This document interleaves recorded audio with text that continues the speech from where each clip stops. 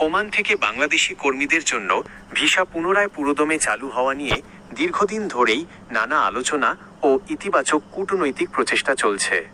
আপনি যে সংবাদের কথা বলছেন তা ওমানে নিযুক্ত বাংলাদেশের রাষ্ট্রদূত এবং ঢাকায় ওমানের রাষ্ট্রদূতের বিভিন্ন সময়ের দ্বিপাক্ষিক বৈঠক ও আশ্বাসেরই অংশ। ওমান ভিসা চালুর বিষয়ে সাম্প্রতিক কিছু গুরুত্বপূর্ণ আপডেট নিচে দেওয়া হলো। 1. স্থগিতাদেশ প্রত্যাহার ও নির্দিষ্ট ক্যাটাগরি চালু। 2023 সালের শেষের দিকে ওমান সরকার বাংলাদেশিদের জন্য সব ধরনের ভিসা সাময়িকভাবে স্থগিত করেছিল। তবে পরবর্তী সময়ে কূটনৈতিক আলোচনার পর নিষেধাজ্ঞা আংশিকভাবে তুলে নেওয়া হয়। চিকিৎসক, প্রকৌশলী, নার্স, শিক্ষক, হিসাবরক্ষক এবং বড় কোম্পানির বিনিয়োগকারীদের মতো 12টি সুনির্দিষ্ট ক্যাটাগরিতে ভিসা প্রক্রিয়া পুনরায় চালু করা হয়েছে।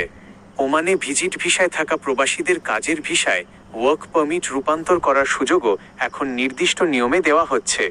2. সাধারণ কর্মী ও লেবার ভিসা চালুর বিষয়ে অগ্রগতি। সাধারণ বা দক্ষ অদক্ষ কর্মী যেমন ক্লিনার, কনস্ট্রাকশন ও ক্যাটারিং লেবার পাঠানোর প্রক্রিয়াটি পুরোপুরি স্বাভাবিক করার জন্য বাংলাদেশ সরকার ও ওমান দূতাবাসের মধ্যে আলোচনা চলছে। ওমানের পক্ষ থেকে জানানো হয়েছে, ভিসা চালুর প্রক্রিয়াটি যাচাই বাছাইয়ের জন্য সাময়িক বন্ধ রাখা হয়েছিল, এটি স্থায়ী কোনো নিষেধাজ্ঞা নয়।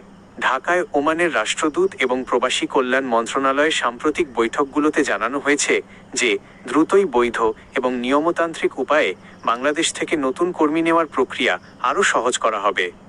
3. দালাল চক্র ও অবৈধ ভিসা থেকে সতর্ক থাকুন। ভিসা পুরোপুরি চালুর খবরকে পুঁজি করে অনেক সময় সোশ্যাল মিডিয়া বা ইউটিউবে লাখ লাখ কর্মী নেবে কিংবা সব ভিসা খুলে গেছে বলে বিভ্রান্তিকর বা অতিরঞ্জিত তথ্য ছড়ানো হয়।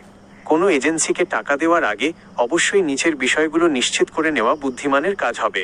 জনশক্তি কর্মসংস্থান ও প্রশিক্ষণ ব্যুরো BMET এর অফিসিয়াল ছাড়পত্র আছে কিনা, সরকারিভাবে কোনো নির্দিষ্ট কোম্পানির ডিমান্ড লেটার ইস্যু হয়েছে কিনা। ওমান ভিসা সংক্রান্ত যে কোনো চূড়ান্ত ও অফিসিয়াল ঘোষণা জানতে প্রবাসী কল্যাণ মন্ত্রণালয় কিংবা মাস্কাটে অবস্থিত বাংলাদেশ দূতাবাসের অফিসিয়াল নোটিশ বোর্ড বা ওয়েবসাইট অনুসরণ করাই সবচেয়ে নিরাপদ।